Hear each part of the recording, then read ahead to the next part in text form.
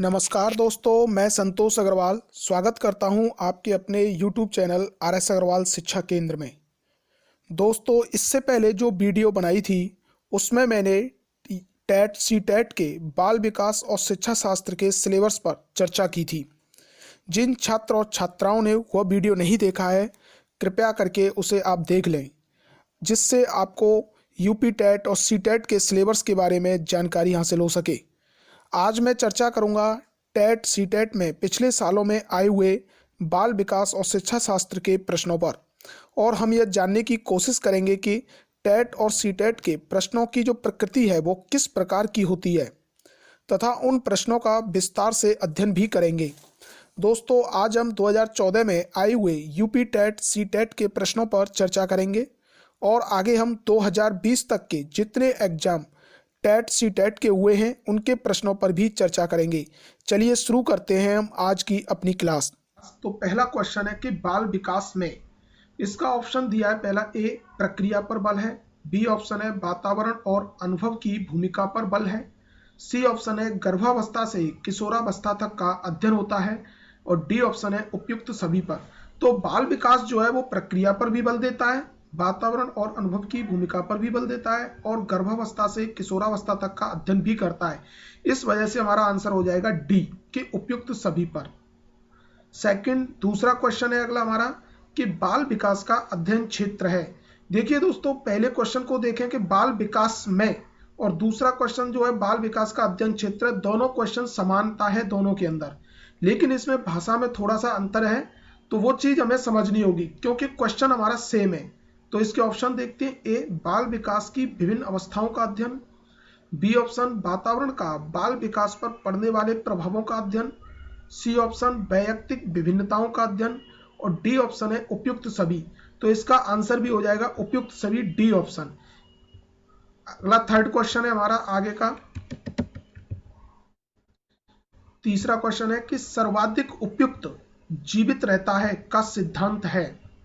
इसका आंसर होगा डार्विन, सी। दोस्तों देखिए कि इस तरीके के जो क्वेश्चन आते हैं यूपी टेट में, ये सीधे सीधे क्वेश्चन आते हैं, इसमें सिद्धांत पूछे जाते हैं, तो आपको इन सिद्धांतों पर अच्छे से मेहनत करनी होगी और इनको रट लेना है एक तरीके से। जितने भी हमारे साइकोलॉजी के अंदर बाल विकास के अंदर सिद्धांत दिए हैं सभी को अच्छे से रट लेना है। जब मैं इनकी अब आगे क्लास लूंगा तो मैं इन सिद्धांतों को अच्छे तरीके से समझाऊंगा। यहाँ पे जो क्वेश्चन है तीसरा ना, ये इसे ध्यान से देखो, सिद्धांत आता है, सीधा पूछा जाता है कि सिद्धांत किसका, ये इस तरीके का क्वेश्चन आता है यूपी टेट में, अदर राजस्थान टेट में या अदर स्टेट के टेट में। जब ये सिद्धांत का भाव पूछा जाए, सिद्धांत के लक्षण पूछे जाए, वो उस तरीके का क्वेश्चन बनता है सी टेट में, जो मैं अभी आगे आने वाले क्वेश्चन में आपको समझाऊंगा। अगला क्वेश्चन है चौथा हमारा, बाल मनोविज्ञान के आधार पर कौन सा कथन सर्वोत्तम है। बाल मनोविज्ञान के आधार पर, तो ए ऑप्शन है सारे बच्चे एक जैसे होते हैं, बी ऑप्शन है कुछ बच्चे एक जैसे होते हैं, सी ऑप्शन है कि कुछ बच्चे विशिष्ट होते हैं, डी ऑप्शन है प्रत्येक बच्चा विशिष्ट होता है। तो देखो पहला ऑप्शन जो है सर्वोत्तम कथन पूछा है उसने, तो सारे बच्चे एक जैसे होते हैं। खुद दिमाग लगाओ कि इसमें क्या ये ऑप्शन सही हो सकता है, नहीं हो सकता, क्योंकि सभी बच्चे एक जैसे नहीं होते। बी ऑप्शन है कि कुछ बच्चे एक जैसे होते हैं, हाँ कुछ बच्चे एक जैसे होते हैं, ये आंसर उस तरीके से तो सही है, लेकिन अभी हमारे पास दो ऑप्शन बचे जिसमें से सर्वोत्तम ढूंढना है। सी ऑप्शन है कि कुछ बच्चे विशिष्ट होते हैं, ये भी बात सही है कि कुछ बच्चे विशिष्ट होते हैं, लेकिन डी ऑप्शन जो है प्रत्येक बच्चा विशिष्ट होता है, हाँ ये आंसर सही है क्योंकि ये सर्वोत्तम आंसर है कि प्रत्येक बच्चा विशिष्ट होता है। देखिए जैसे कि ये बात कही है इसने कि प्रत्येक बच्चा विशिष्ट होता है, तो मान के चलते एक बच्चा जो है कुशाग्र बुद्धि तेज बुद्धि का है और दूसरा बच्चा है मंद बुद्धि का, तो ये नहीं देख सकते हम कि मंद बुद्धि वाले बच्चा विशिष्ट नहीं हो सकता है कि उसके अंदर ऐसी कोई गुण हो जो तेज बुद्धि का बच्चा है उसमें वो गुण नहीं हो। इस वजह से ये आंसर सही है कि प्रत्येक बच्चा विशिष्ट होता है, क्योंकि हर बच्चे के अंदर कोई ना कोई एक विशेष गुण अवश्य होता है। अगला क्वेश्चन देखते हैं दोस्तों, पांचवा क्वेश्चन है हमारा, संवेग शब्द का शाब्दिक अर्थ है। तो ओ ऑप्शन है क्रोध और भय, बी ऑप्शन है स्नेह तथा प्रेम, सी ऑप्शन है उत्तेजना या भावों में उथल पुथल, डी ऑप्शन है इनमें से कोई नहीं। तो इसका आंसर हो जाएगा उत्तेजना या भावों में उथल पुथल। अगला छठवां क्वेश्चन है, शैशवावस्था के लिए उत्तम शिक्षण विधि है। यानी कि जब बच्चा छोटा होता है, शैशवावस्था होती है, तो उसके लिए शिक्षण विधि यानी कि उसके सीखने की विधि क्या है? तो ए ऑप्शन है मॉन्टेसरी विधि, बी ऑप्शन है खेल विधि, सी ऑप्शन है किंडरगार्टन विधि, डी ऑप्शन है ये सभी। तो इसका आंसर हो जाएगा डी, ये सभी।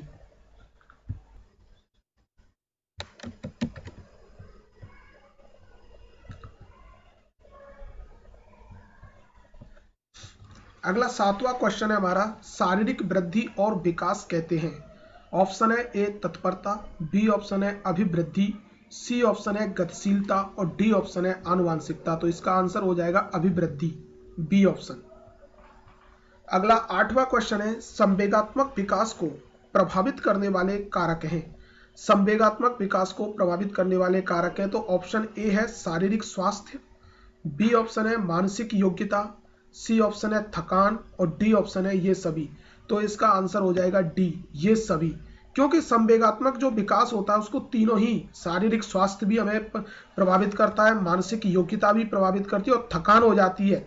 तो एक तरीके से शरीर हमारा उस समय काम नहीं करता है बिल्कुल भी थकान में। तो ये तीनों ही ऑप्शन सही है हमारे, इस वजह से आंसर हो जाएगा ये सभी।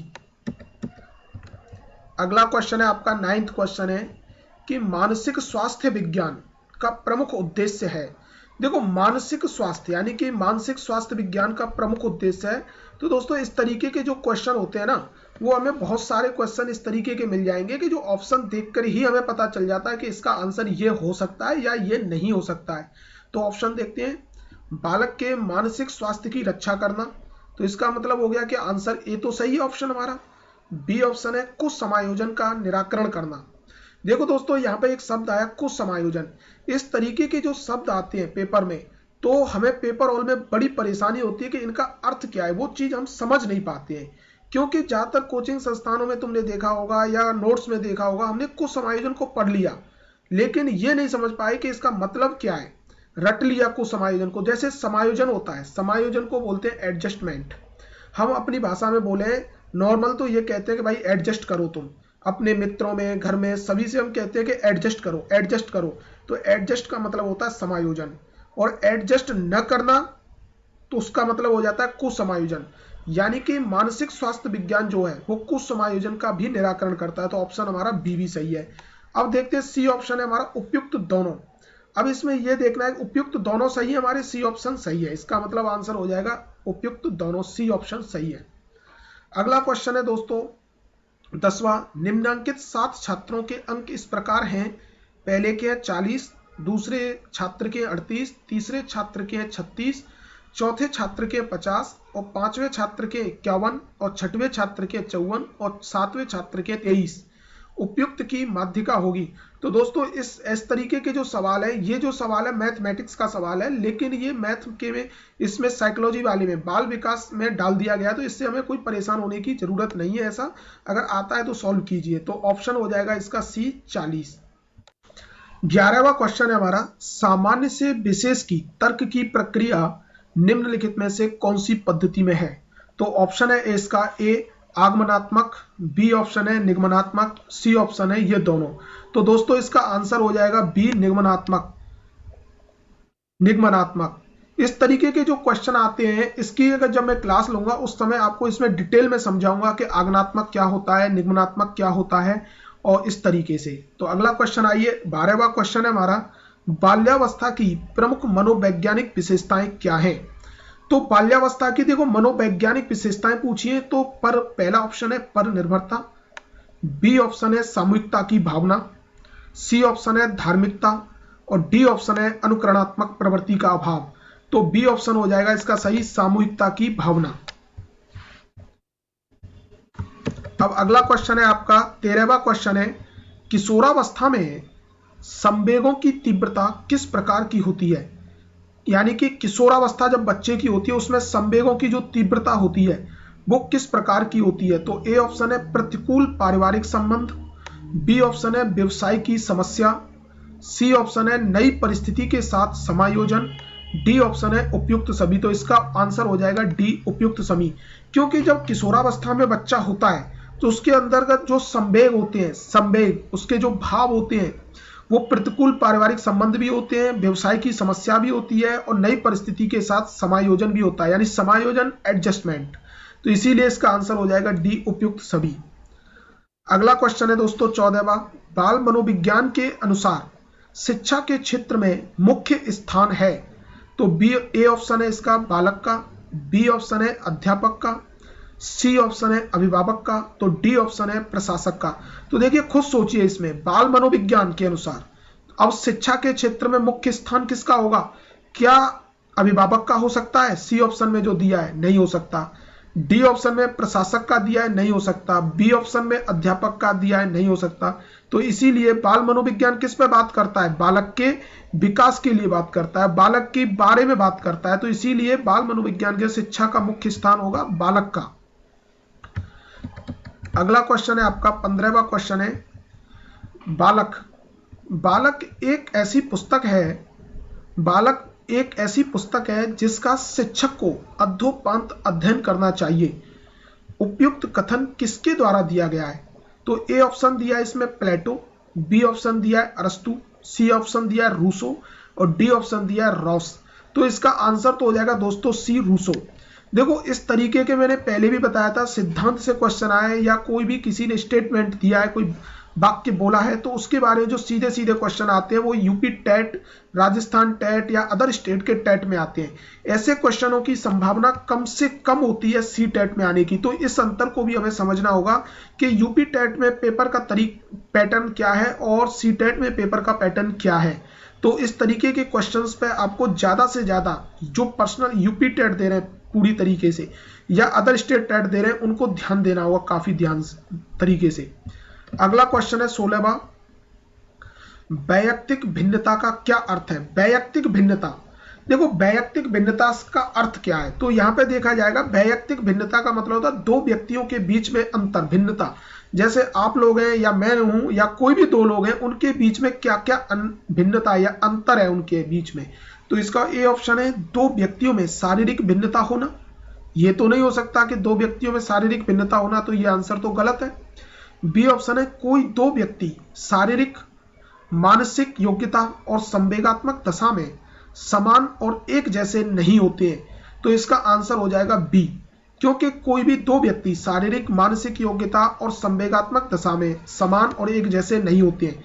देखो सी ऑप्शन भी अगर हम देख लेते हैं कि कोई दो व्यक्ति शारीरिक और मानसिक योग्यता में समान और एक जैसे होते हैं, क्या ऐसा संभव है कि दो व्यक्ति शारीरिक और मानसिक योग्यता में समान हो और एक जैसे हो? ऐसा तो संभव नहीं है। तो इसीलिए सी ऑप्शन गलत था। डी ऑप्शन था उपयुक्त में से कोई नहीं, तो ये तो वैसे ही गलत है क्योंकि बी ऑप्शन हमारा पहले से सही है। अगला क्वेश्चन है 17वां हमारा, निम्नलिखित में से कौन सा कथन सही नहीं है? यहां पे दोस्तों आपको देखना है कि सही नहीं कथन देखना है, गलत स्टेटमेंट देखना है। तो ए ऑप्शन है वंशानुक्रम माता पिता से संतान में गुणों का संचरण है। बी ऑप्शन है विकास प्राणी और उसके पर्यावरण की अंतरक्रिया का परिणाम है। सी ऑप्शन है वंशानुक्रम व्यक्ति की जन्मजात विशेषताओं का शोधन है। डी ऑप्शन है माता पिता की शारीरिक और मानसिक विशेषताओं का संतानों में संचरित होना वंशानुक्रम है। तो इसका आंसर हो जाएगा सी, यानी कि वंशानुक्रम व्यक्ति की जन्मजात विशेषताओं का शोधन है। अगला क्वेश्चन है हमारा 18वां, विद्यार्थियों में प्रत्यय विकास या निर्माण के लिए शिक्षक, यानी कि विद्यार्थी जो होते हैं उनमें प्रत्यय विकास या उनका निर्माण करने के लिए शिक्षक की क्या भूमिका होनी चाहिए या शिक्षक को क्या करना चाहिए, ये क्वेश्चन में पूछा गया है। तो देखिए इसके ऑप्शन देखते हैं हम। पहला कि शिक्षक की शिक्षण विधि सरल से जटिल की ओर होनी चाहिए। बी ऑप्शन है शिक्षक को विद्यार्थी को व्यापक अनुभव का अवसर प्रदान करना चाहिए। सी ऑप्शन है शिक्षक को विद्यार्थी को निर्मित प्रत्ययों के अंतरण का अवसर देना चाहिए। डी ऑप्शन है शिक्षक को उपयुक्त सभी क्रियाएं अपनानी चाहिए। देखो इसका आंसर हो जाएगा डी के जो हमारे ए और बी सी तीन ऑप्शन जो दिए वो सही है, क्योंकि एक शिक्षक को विद्यार्थियों में निर्माण के लिए शिक्षण विधि जो होती है ना वो सरल से जटिल की ओर होनी चाहिए। अगर आप सोचिए कि अगर जटिल चीज अगर हम पहली बार समझा देंगे, बच्चे को समझाएंगे, तो बच्चे का दिमाग जो है उस तरीके से क्रिया नहीं करेगा जिस तरीके से हम सरल चीजों को समझाएंगे और सरल से धीरे धीरे धीरे धीरे हम उन्हें जटिल की ओर ले जाएंगे। तो इस तरीके से हमारा ए ऑप्शन सही है। बी ऑप्शन भी था कि शिक्षक को विद्यार्थी को व्यापक अनुभव का अवसर प्रदान करने चाहिए, अनुभव करना चाहिए, यानी कि शिक्षक जो है, शिक्षक का यह गुण होना चाहिए, धर्म होना चाहिए कि वो विद्यार्थी को व्यापक यानी कि बहुत बड़े पैमाने पर अनुभव प्राप्त करने का अवसर प्रदान करे, इसीलिए बी भी सही था। सी ऑप्शन था कि शिक्षक को विद्यार्थी को निर्मित प्रत्ययों के अंतरण का अवसर देना चाहिए। निर्मित प्रत्ययों यानी कि वही उसके निर्माण करने की प्रक्रिया की बात है, अंतरण यानी कि ग्रहण करने की अवसर देना चाहिए, तो यह भी सही था। तो इसीलिए डी ऑप्शन सही था, उपयुक्त सभी क्रियाएं करनी चाहिए। अगला क्वेश्चन है दोस्तों 19वां क्वेश्चन है कि कल्पना के विकास के लिए ए ऑप्शन है इसका ज्ञानेंद्रियों को प्रशिक्षित करना चाहिए, बी ऑप्शन है कहानी सुनाना चाहिए, सी ऑप्शन है रचनात्मक प्रवृत्ति के विकास पर ध्यान देना चाहिए, डी ऑप्शन है उपयुक्त सभी क्रियाएं करनी चाहिए। तो देखो डी ऑप्शन इसका सही है कि उपयुक्त सभी क्रियाएं करनी चाहिए, लेकिन सही क्यों है ये देखना है। कल्पना के विकास के लिए, जैसे हम कल्पना करते हैं, इमेजिनेशन करते हैं, इमेजिन करते हैं, तो उस चीज को हम देखें कि ज्ञानेंद्रियों को प्रशिक्षित करना। ज्ञानेंद्रियां कौन कौन सी हमारी, जैसे ज्ञानेंद्रियां आंखें हो गई, नाक हो गई, ये जो ज्ञानेंद्रियां उनको प्रशिक्षित करना चाहिए। बी ऑप्शन है कि कहानी सुनानी चाहिए। जब हम कहानी सुनाते हैं किसी बच्चे को तो वो कल्पनाओं में खो जाता है कि क्या ऐसा भी हो सकता है, जैसे पहले परियों की कहानी होती थी, उस तरीके की जो कहानियां होती हैं उनमें वो कल्पनाओं में खो जाता है, तो इसी वजह से बच्चे का विकास भी होता है। सी ऑप्शन था इसमें रचनात्मक प्रवृत्ति के विकास पर ध्यान देना चाहिए। रचनात्मक प्रवृत्ति से मतलब है जैसे आजकल स्कूलों में देखा है आपने, ड्राइंग करवाते हैं बच्चों से, तो इस तरीके की पेंटिंग अगर हम उनसे करवाते हैं, कोई डायग्राम मैप फ्लो चार्ट में अगर कोई क्वेश्चन समझाते हैं या उन्हें समझाने की कोशिश करते हैं, बच्चा खुद समझता है इस तरीके से, तो उनके कल्पना का विकास होता है, तो इस पर भी हमें ध्यान देना चाहिए। तो इसीलिए डी ऑप्शन हमारा उपयुक्त सभी क्रियाएं करनी चाहिए, ये बिल्कुल सही है।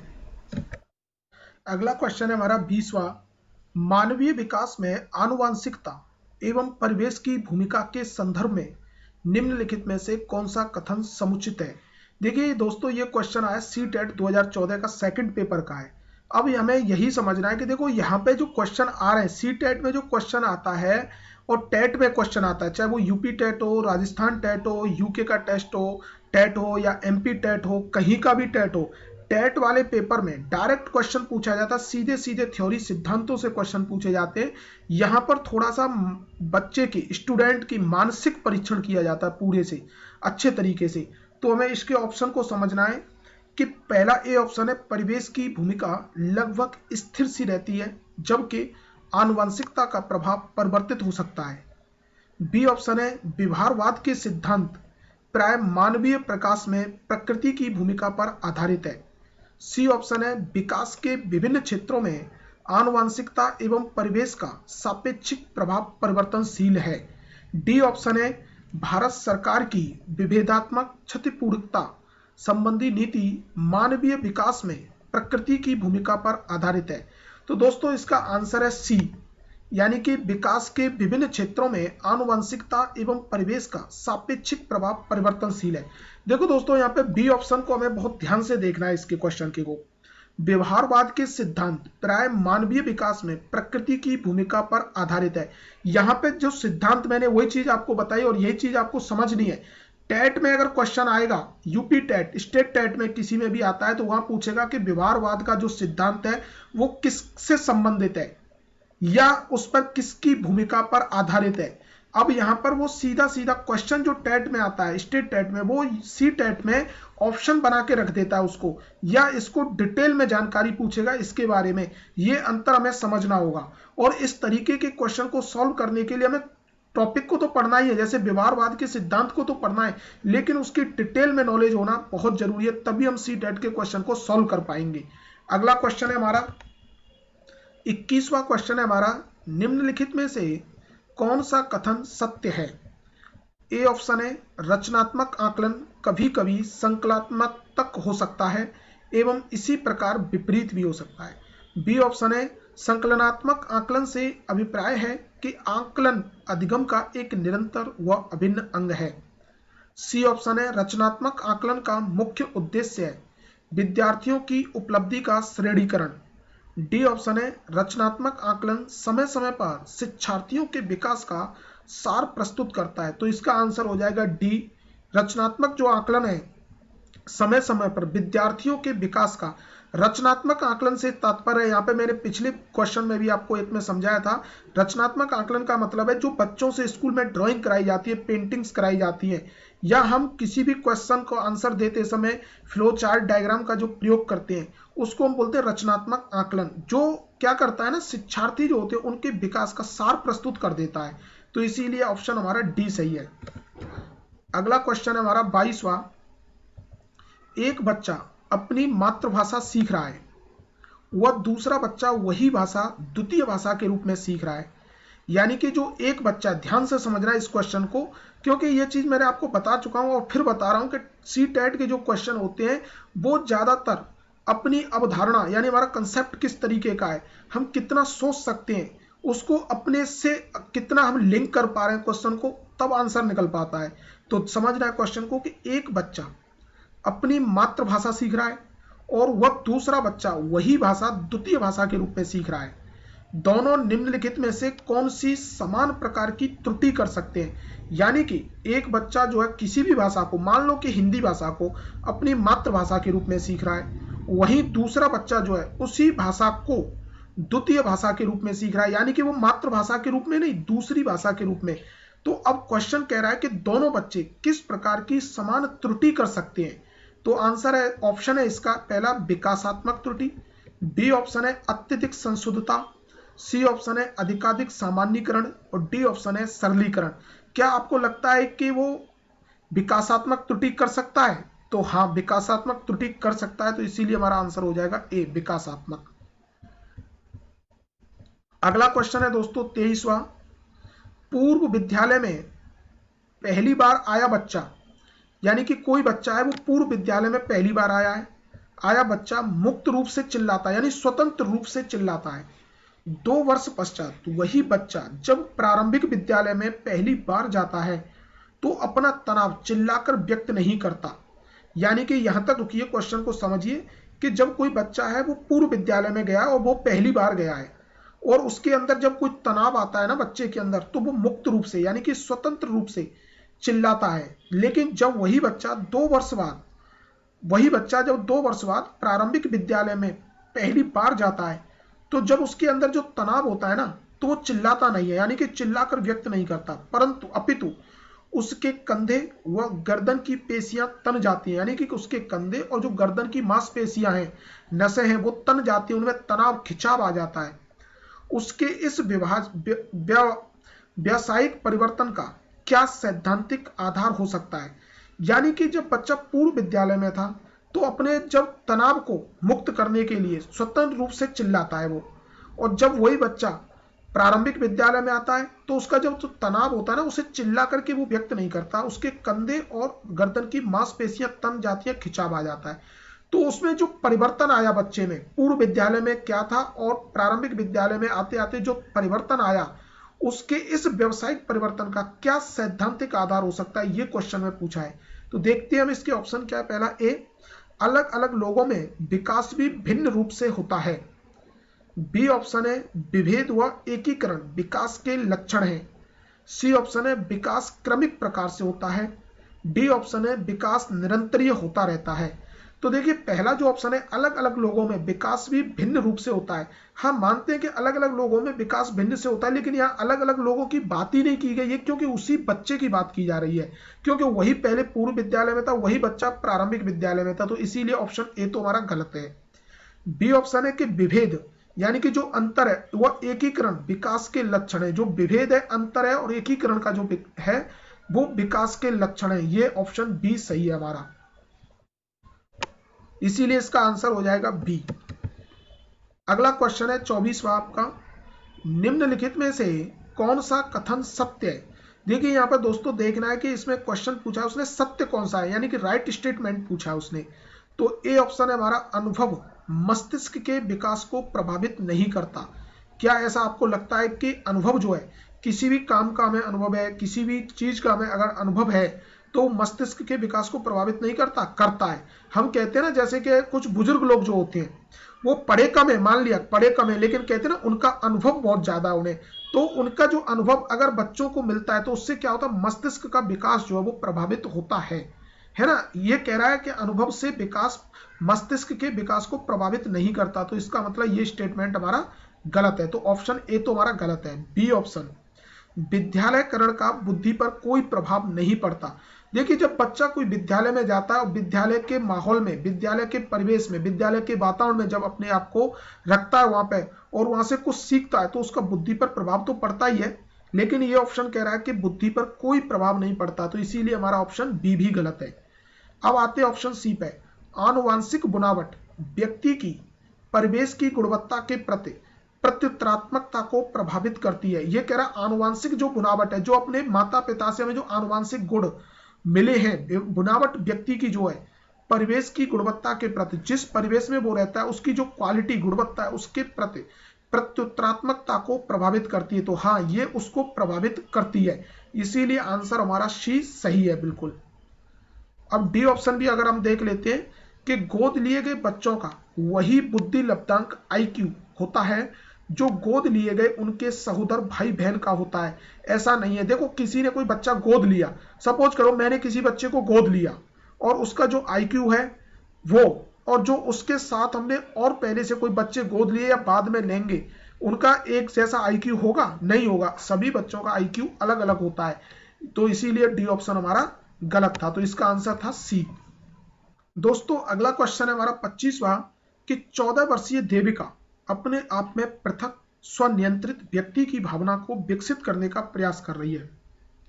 वह विकसित कर रही है, पहले क्वेश्चन को समझना है इसको कि एक लड़की का नाम है देविका या किसी का भी हो सकता है। 14 वर्षीय देविका अपने आप में पृथक, अपने आप में पृथक से मतलब है किसी अन्य से अलग, बिल्कुल अलग, किसी अलग दूसरे व्यक्ति से या दूसरे बच्चे से बिल्कुल अलग करना चाहती है। पृथक स्वनियंत्रित यानी कि स्वयं का नियंत्रण हो, सेल्फ कंट्रोल हो उस पर, व्यक्ति की भावना, इस तरीके के व्यक्ति की भावना को विकसित करने का प्रयास कर रही है। दोबारा से समझते हैं कि एक 14 वर्षीय देविका है, वो अपने आप में यानी कि अपने अंदर किसी अन्य से अलग, बिल्कुल पृथक और स्वनियंत्रित, जो खुद उसी के नियंत्रण में हो, इस प्रकार के व्यक्ति की भावना को विकसित करने का प्रयास कर रही है अपने अंदर। तो वह विकसित कर रही है। ऑप्शन में दिया है ए ऑप्शन किशोरावस्थात्मक अक्कड़पन को, बी ऑप्शन है परिपक्वता को, सी ऑप्शन है नियमों के प्रति घृणा को, डी ऑप्शन है स्वायत्तता को। देखिए ध्यान से समझिए, आंसर है इसका डी, स्वायत्तता को। तो देखो पहला क्यों नहीं है, किशोरावस्थात्मक अक्कड़पन तो हो ही नहीं सकता क्योंकि इसको थोड़ी ना विकसित करने का प्रयास करेगी, वो गलत है। बी ऑप्शन है परिपक्वता, यानी कि ये कहें कि वो किसी भी काम के लिए परिपक्व हो रही है, तो इसमें तो परिपक्व वाली तो कोई भाव आ ही नहीं रहा है, तो इस वजह से ये भी गलत था। सी ऑप्शन है नियमों के प्रति घृणा, इस तरीके तो कोई मतलब ही नहीं है इस क्वेश्चन के हिसाब से कि किसी भी प्रकार के वो नियमों से घृणा कर रही है, कि वो स्वयं ही अपने नियम बनाना चाहती है, ऐसा तो कुछ भी नहीं कहा है उसने क्वेश्चन में, तो इसीलिए सी ऑप्शन भी गलत था। डी ऑप्शन था स्वायत्तता, अपनी खुद की स्वतंत्रता, स्वायत्तता होनी चाहिए उसकी, कि वो अपने फैसले अपने आप से ले सके, किसी के दबाव में नहीं ले, इस तरीके से, इस वजह से आंसर हमारा डी सही होगा, स्वायत्तता। अगला क्वेश्चन है हमारा 26वां कि बाल मनोविज्ञान का केंद्र बिंदु है। देखो दोस्तों इसी तरीके का क्वेश्चन मैंने आपको क्वेश्चन नंबर 1 और क्वेश्चन नंबर 2 भी कराया था, उसी तरीके से, है ना, इसी तरीके का मिलता जुलता क्वेश्चन वही फिर आ गया है कि बाल मनोविज्ञान का केंद्र बिंदु, यानी कि बाल मनोविज्ञान जो है किस पर ज्यादा ध्यान देता है, उसके केंद्र में क्या है। तो ऑप्शन है ए हमारा अच्छा शिक्षक, बी ऑप्शन है बालक, सी ऑप्शन है शिक्षण प्रक्रिया, डी ऑप्शन है विद्यालय। तो आप खुद समझिए कि बाल मनोविज्ञान का केंद्र बिंदु, बाल मनोविज्ञान किस पर ज्यादा ध्यान देता है, तो वो ध्यान देता है किस पर, बालक पर, इसीलिए हमारा आंसर हो जाएगा बी, बालक। अगला क्वेश्चन है हमारा 27वां, पियाजे के विकासात्मक सिद्धांत के परिप्रेक्ष्य में निम्नलिखित में से कौन सा आरेख विकास को समुचित रूप से स्पष्ट करता है। देखो दोस्तों मैंने फिर बताया था, सी टेट में फिर ही आया हुआ क्वेश्चन है ये, पियाजे का विकासात्मक सिद्धांत के परिप्रेक्ष्य में। टेट में अगर आता तो पूछता विकासात्मक सिद्धांत के बारे में, थोड़ा सा पूछता पियाजे के बारे में, है ना, यहाँ पे लेकिन उसने पूछा है कि पियाजे के विकासात्मक सिद्धांत के परिप्रेक्ष्य में निम्नलिखित में से कौन सा आरेख विकास को समुचित रूप से स्पष्ट करता है, तो इसका आंसर हो जाएगा डी, जब मैं आपको पियाजे के सिद्धांतों को समझाऊंगा उस समय यह समझाऊंगा कि ये आरेखों का मतलब क्या होता है, किस तरीके से ये काम करते हैं और किस इनका भाव क्या होता है। अगला क्वेश्चन है हमारा 28वां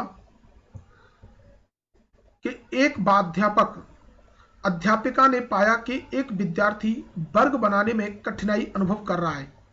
यानी कि एक अध्यापक है या अध्यापिका है, उन्होंने ये देखा कि एक जो विद्यार्थी है वो वर्ग बनाने में कठिनाई का अनुभव कर रहा है और उन्होंने अनुमान लगाया कि वह हीरे का चित्र बनाने में भी कठिनाई अनुभव करेगा। यानी कि जो अध्यापक है और अध्यापिका है, उन्होंने देखा कि एक विद्यार्थी जो है वर्ग बनाने में कठिनाई का अनुभव कर रहा है, तो ये देखते हुए उन्होंने अनुमान लगा लिया कि ये जो बच्चा है, ये बच्चा हीरे का चित्र बनाने में भी कठिनाई का अनुभव करेगा। ठीक है ना। उसने निम्नलिखित में से किस सिद्धांत पर आधारित होकर यह अनुमान लगाया। यानी कि जो अध्यापक हैं या जो अध्यापिका हैं, उन्होंने ये किस सिद्धांत का प्रयोग किया या किस सिद्धांत के आधार पर यह अनुमान लगाया कि बच्चा जब वर्ग बनाने में कठिनाई अनुभव कर रहा है तो यह डायमंड यानी कि हीरे का चित्र बनाने में भी कठिनाई का अनुभव करेगा। तो ऑप्शन देखते हैं हम इसके। विकास एक व्यवस्थित क्रम में होने की प्रवृत्ति से संबद्ध है। बी ऑप्शन है कि विकास की प्रक्रिया एक उत्परिवर्तनीय प्रक्रिया है। सी ऑप्शन है विकास निरंतरीय होता रहता है। डी ऑप्शन है अलग अलग लोगों के लिए विकास की प्रक्रिया भी अलग अलग होती है। तो देखो आंसर तो हो जाएगा ए, क्योंकि विकास जो है इसकी एक व्यवस्थित क्रम में होने की प्रवृत्ति से संबंधित है, तो इसीलिए इसका आंसर हो जाएगा ए। अब देखो बी ऑप्शन को भी हम देखते हैं कि विकास की प्रक्रिया एक उत्परिवर्तनीय प्रक्रिया है, तो ऐसा तो संभव नहीं है, तो इस वजह से बी ऑप्शन गलत है। सी ऑप्शन था विकास निरंतरीय होता रहता है, ऐसा नहीं होता कि विकास कंटिन्यूस चलने वाली प्रक्रिया, कहीं कहीं रुकावट भी आती है। डी ऑप्शन था कि अलग अलग लोगों के लिए विकास की प्रक्रिया भी अलग अलग होती है। तो इस तरीके से कोई ऑप्शन समझ में नहीं आता है कि डी वाला भी कि इससे अनुभव लगाया जा सकता है, तो इसीलिए आंसर हो जाएगा हमारा ए। अगला क्वेश्चन है 29वां क्वेश्चन देखते हैं दोस्तों। समाजीकरण के संदर्भ में विद्यालयों के पास प्राय एक प्रच्छन्न पाठ्य चर्चा विद्यमान रहती है जिसमें निहित है समाजीकरण, यानी समाज से समाज में रहने वाले व्यक्ति के बारे में बात हो रही है कि समाजीकरण, जब किसी बच्चे का समाजीकरण होता है, जब समाज में वो जाता है, समाज से गुण अवगुण सारी चीजों को वो सीखता है, उसके संदर्भ में बात हो रही है कि विद्यालयों के पास प्राय एक प्रच्छन्न पाठ्य चर्चा विद्यमान रहती है जिसमें निहित है। ऑप्शन है हमारा ए बलात्मक अधिगम, चिंतन व समकक्षीय साथी एवं अध्यापक की अनुकृति द्वारा विशेष रूप से अपनाए जाने वाला व्यवहार। देखिए बलात्मक अधिगम यानी कि बच्चों को जो सिखाने वाला अधिगम यानी कि लर्निंग है, चिंतन व समकक्षीय साथी यानी कि बच्चा जब चिंतन करता है, वहां पर सोचता है, विचार करता है, और समकक्षीय साथी यानी कि उसके समान उम्र के, हम उम्र के बच्चे साथी एवं अध्यापक की अनुकृति द्वारा विशेष रूप से अपनाया जाने वाला व्यवहार। तो ये था ऑप्शन ए। इसी का बी ऑप्शन है अंतःक्रिया व सामग्री द्वारा विद्यालयों में प्रस्तुत किए जाने वाले सामाजिक भूमिकाओं से संबद्ध अनौपचारिक संकेत। सी ऑप्शन है परिवारों के माध्यम से विद्यार्थियों का समझौतापूर्ण व प्रतिरोधात्मक समाजीकरण। डी ऑप्शन है मूल्यों व अभिवृत्तियों का शिक्षण एवं आकलन। तो दोस्तों इसका आंसर हो जाएगा ए बलात्मक अधिगम, चिंतन व समकक्षीय साथी एवं व्यवहार की अनुकृति द्वारा विशेष रूप से अपनाए जाने वाला व्यवहार। तो इसका आंसर हो जाएगा ए। इसका आंसर ऑप्शन ए सही है। अगला क्वेश्चन है दोस्तों 30वां क्वेश्चन है हमारा आगे।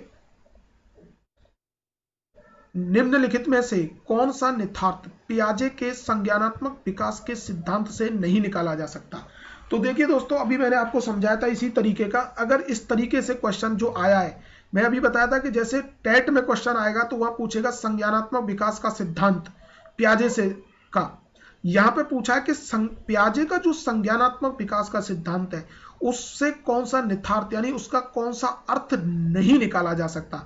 हो सकता है कि पूछ लेता कहीं के कौन सा निहितार्थ निकाला जा सकता है। तो हमें इस तरीके के जो सिद्धांत हैं किसी का भी, चाहे वो पियाजे का हो, कोहलबर्ग का हो, क्रो एंड क्रो का हो, किसी का भी हो, उनको बहुत ध्यान से समझना है और उनके डीप में गहराई में जाकर के उनकी नॉलेज यानी कि ज्ञान को प्राप्त करना है उसमें से कि ये कहना क्या चाहता है। तो देखिए ऑप्शन ए है बच्चों की अधिगमनात्मक तत्परता के प्रति संवेदनशीलता। बी ऑप्शन है वैयक्तिक भेदों की स्वीकृति। सी ऑप्शन है खोजपूर्ण अधिगम। डी ऑप्शन है शाब्दिक शिक्षण की आवश्यकता। तो इसका आंसर हो जाएगा डी, शाब्दिक शिक्षण की आवश्यकता, क्योंकि जो पियाजे का संज्ञानात्मक विकास का सिद्धांत है उससे ये नितार्थ नहीं निकाला जा सकता। बाकी के ए बी सी ऑप्शन जो दिए हैं कि बच्चों की अधिगमनात्मक तत्परता के प्रति संवेदनशीलता, ये भी निकाला जा सकता है, वैयक्तिक भेदों की स्वीकृति, ये भी निकाला जा सकता है, खोजपूर्ण अधिगम, ये भी निकाला जा सकता है। डी ऑप्शन इसमें गलत है। अगला क्वेश्चन है 31वां, निम्नलिखित में से कौन सा कोहल वर्ग के नैतिक विकास के चरणों का लक्षण है? तो ऑप्शन है इसमें ए, चरणों का परिवर्तनशील अनुक्रम, बी ऑप्शन है विभिन्न चरण अलग अलग प्रत्युत्तर हैं न कि सामान्य प्रतिमान, सी ऑप्शन है सभी संस्कृतियों से संबद्ध चरणों की सार्वभौम श्रृंखला, डी ऑप्शन है विभिन्न चरण एक गैर पदानुक्रम रूप में आगे की ओर बढ़ते हैं। इसका आंसर हो जाएगा सी, सभी संस्कृतियों से संबद्ध चरणों की सार्वभौम श्रृंखला। अगला क्वेश्चन है 32वां हमारा, देखो यहाँ पे डॉट डॉट करके दिया है कि यानी कि ऑप्शन में ही से आंसर सेट करना था यहाँ पे, कि कक्षा में वास्तविक सांसारिक समस्याओं से संबद्ध जटिल परियोजनाओं पर कार्य करते हुए अध्यापक व छात्र एक दूसरे के अनुभवों से परस्पर ग्रहण करते रहते हैं। ऑप्शन है पारंपरिक, बी ऑप्शन है रचनात्मक, सी ऑप्शन है अध्यापक केंद्रित, डी ऑप्शन है सामाजिक रचनात्मक। तो इसका आंसर हो जाएगा डी। तो दोस्तों ये हमने अभी 32 क्वेश्चन का पार्ट 1 लेके आए, इससे आगे पार्ट 2 आएगा, उसमें 33 क्वेश्चन से स्टार्ट होगा। तब तक के लिए धन्यवाद। जय हिंद, जय भारत।